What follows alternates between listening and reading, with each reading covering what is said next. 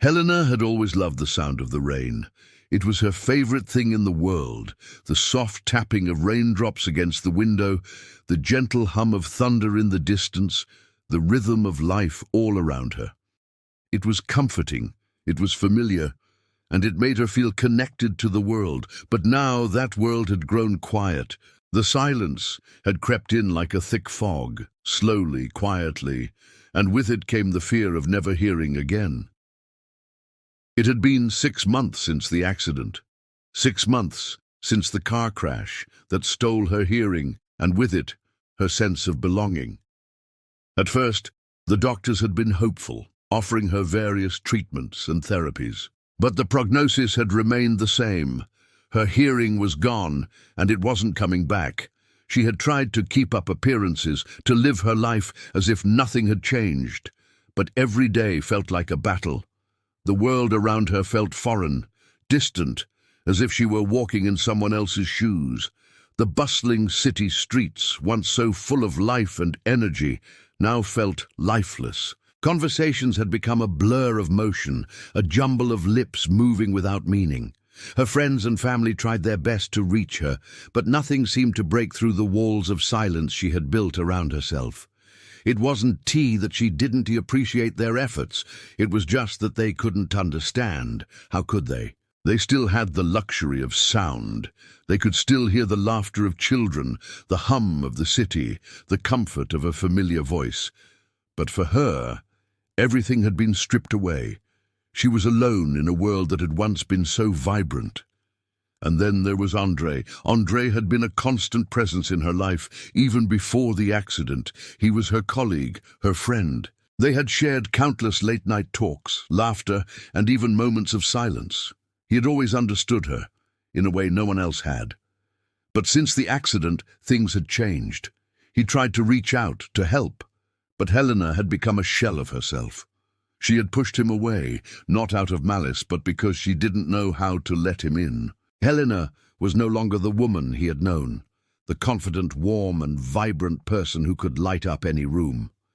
Now, she was someone who seemed trapped in her own mind, lost in the silence of her own thoughts. She had retreated into herself, unwilling to let anyone else in, afraid that they would see her as broken. André had been patient. He hadn't given up on her, even though she had pushed him away time and time again. He had always believed that one day she would find a way back to herself. He believed that the woman he had known was still there, hidden beneath the layers of grief and fear. But he wasn't sure how long he could keep holding on, not when she seemed so far out of reach. As Helena sat by the window, staring out at the stormy sky, she realized that something had to change. She couldn't keep living like this, locked away in her own world. But the fear of stepping into the unknown, of facing the reality of her new life, held her back. How could she move forward when everything she had once known had been taken from her? She knew she had to make a choice, either stay in the shadows of her past or face the storm and find a way to rebuild. And as the rain fell outside, she made a decision. She would find her way back, not for anyone else, but for herself. It was time to let go of the silence that had consumed her. It was time to listen to her heart, even if it was the only thing she could hear. Chapter 1. The Silence of Loss. Helena had always been a woman of action. She had prided herself on being independent, strong, and capable of handling anything that life threw her way. But the accident had shattered that image. The loss of her hearing was not just a physical blow, it was an emotional one. A deep wound that seemed to go beyond what the doctors had told her. The first few weeks after the accident were a blur. She had been in a daze, trying to process the reality of what had happened. She went through the motions, attending therapy sessions, learning to communicate in new ways, trying to adapt to a life that had changed in an instant. But nothing felt right. She felt like she was living in a different world, a world that didn't belong to her. It wasn't just the physical loss that hurt, it was the emotional isolation. She had always been so connected to others, so present in her relationships, But now it felt like she was living in a vacuum, unable to connect with the people she loved. Her friends and family tried to comfort her, but their words felt empty, their attempts to reach her falling short. No one could understand what she was going through, not really, and the more they tried to help, the more she pushed them away. André was different. He had always been different. He had never treated her like a charity case or a fragile person to be handled with care. He saw her for who she truly was, and in his eyes, she wasn't broken. She was just lost. But even he couldn't find a way to reach her. They had shared a quiet lunch in the park a few days ago. She remembered how he had tried to make her laugh, how he had told her stories about their colleagues at work. But she couldn't bring herself to smile. She couldn't bring herself to care. She had become a stranger to herself, and the thought of letting anyone in seemed impossible. "I miss you," André had said softly, his voice full of longing. Helena had looked at him, her eyes filled with a mixture of sadness and frustration.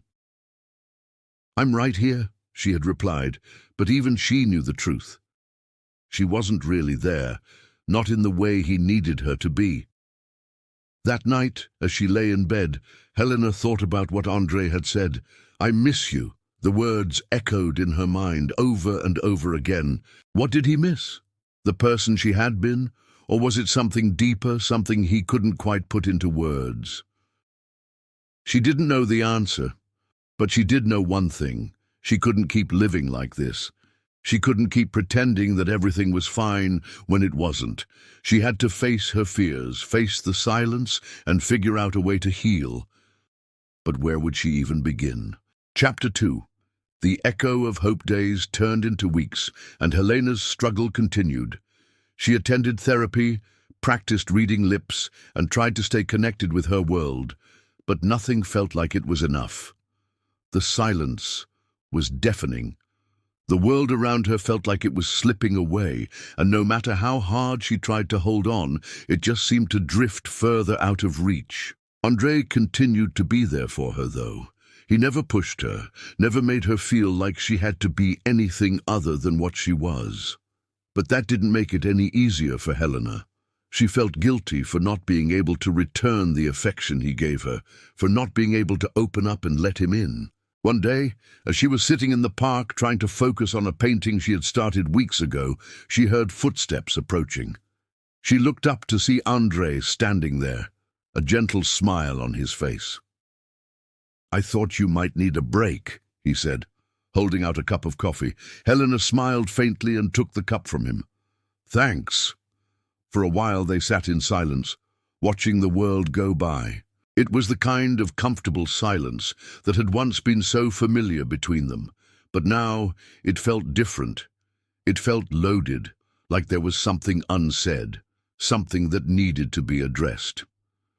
Finally, André broke the silence. "Helena, I know this is hard. I know you're hurting, and I can't pretend to understand what you're going through. But I want you to know something. You don't have to do this alone. You never have to do this alone." Helena felt a lump form in her throat. She didn't know what to say. She didn't know if she could let him in again. But something about his words, the sincerity in his voice, made her believe that maybe, just maybe, she didn't have to face this on her own. She looked at him, her eyes brimming with unshed tears. "I'm scared, André. I'm scared that I'll never be the same again. I'm scared that I've lost myself forever." André reached out and took her hand. "You haven't lost yourself, Helena. You've just changed, and that's okay. Change doesn't mean you're broken, it means you're growing." Helena felt a glimmer of hope, a tiny spark of light in the darkness. Maybe André was right. Maybe she didn't need to go back to the way things were. Maybe it was okay to move forward, even if that meant letting go of what she had once known. Chapter 3. The Road to Healing. As time passed, Helena slowly began to accept her new reality. It wasn't easy, and there were days when she felt like giving up. But each day, she made small steps forward. She started attending support groups for people who had lost their hearing, and she began to reconnect with the people who cared about her. André remained by her side, patient and understanding. He never rushed her, never tried to push her into anything she wasn't ready for. He was simply there, a constant presence in her life. And slowly, that presence began to heal the wounds that she had been carrying for so long. One evening, as they sat together on a bench in the park, watching the sunset, Helena turned to him and smiled. It was the first genuine smile she had given him in months. "I think I'm ready," she said softly. "I think I'm ready to hear again." André squeezed her hand, a proud smile on his face.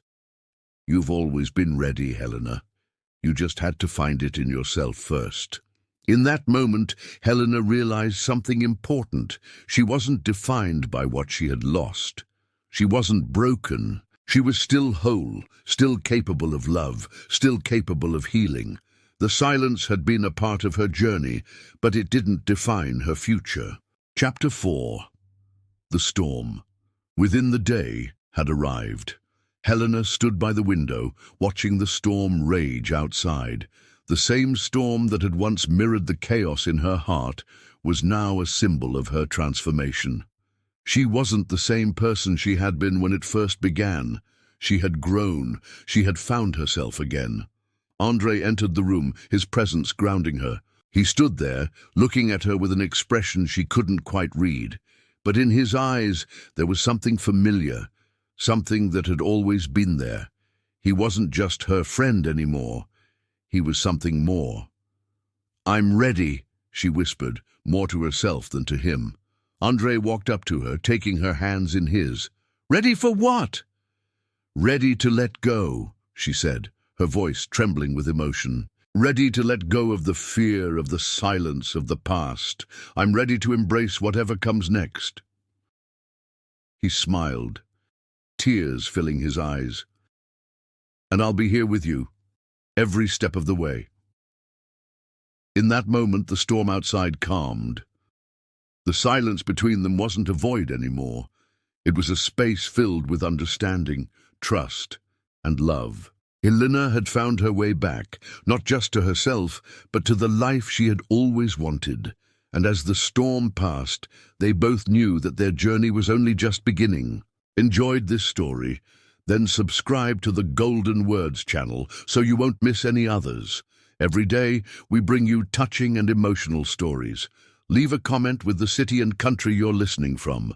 Let's spread these stories worldwide.